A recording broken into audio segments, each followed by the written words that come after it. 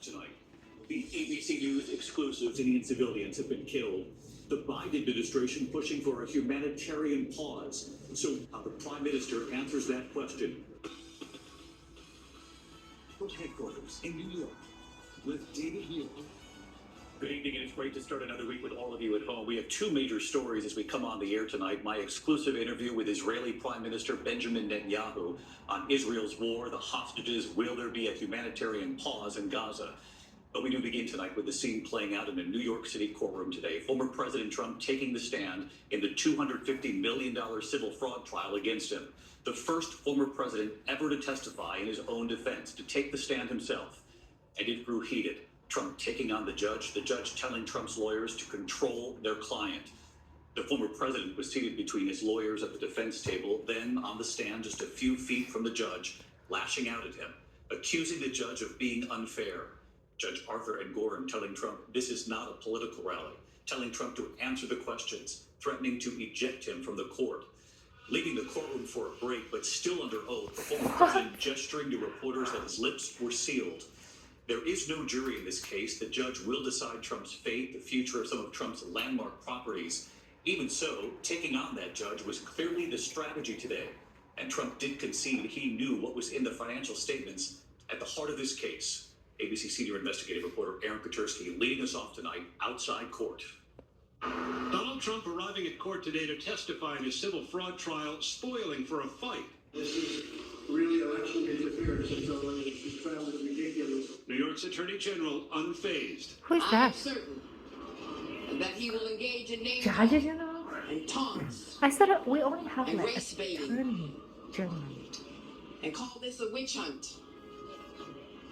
But at the end of the day, the only thing that matters are the facts and the numbers.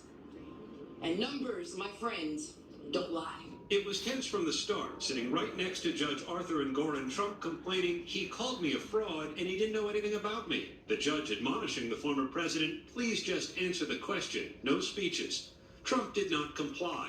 Calm but combative while hunched in the witness chair, Trump at one point grumbling, I'm sure the judge will rule against me because he always rules against me.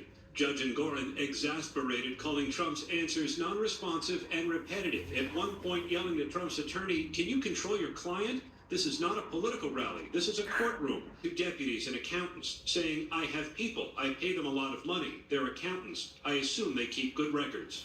Still, net worth are far greater than the numbers reflected on the financial statements. Therefore, you have no case.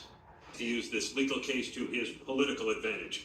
David? Eric could stand 1 month after the Hamas terror attack.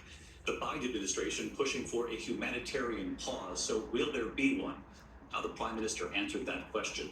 The Israeli military tonight saying its troops have now completely surrounded Gaza City, describing the fighting as, So quote, do you think close quarters, urban it warfare, is the face-to-face American battles.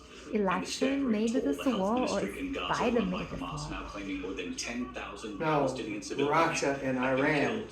I asked the Prime Minister about those made civilian this war. casualties. Will there be a pause here for humanitarian aid as the Biden administration Because is now Russia pushing for? wanted a Also tonight, what distraction. about the hostages, including Americans? Iran Do they and know Russia where are they real are? tight. And tonight, They're Netanyahu making partners. news when I asked, That's what why I'm does victory asking. look like?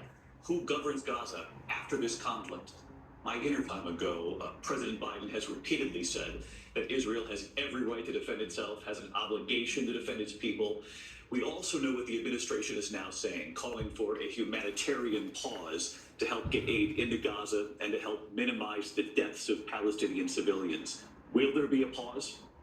First of all, let me say that I deeply appreciate, as do the entire people of Israel, President Have you Biden's and the have American you heard the government, the news American about the people's Premier support for Israel with a Minister great moral of clarity. People's I think Republic there's of China? the question of a ceasefire. The president himself has said that a ceasefire would be a surrender to Hamas. It would be a victory for Hamas, and you would no more have it than you would have a ceasefire after the Hamas is the military pressure that we're exerting. If Hamas agrees to release the hostages, then there would be a pause.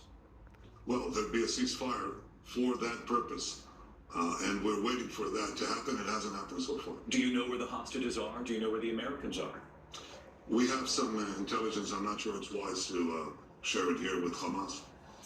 I know you said you're doing everything you can to minimize civilian casualties. Obviously, the world saw the horror in Israel, the 1,400 brutally killed in that terror attack. We were on the ground for several days, as you know. But the world has now also seen the toll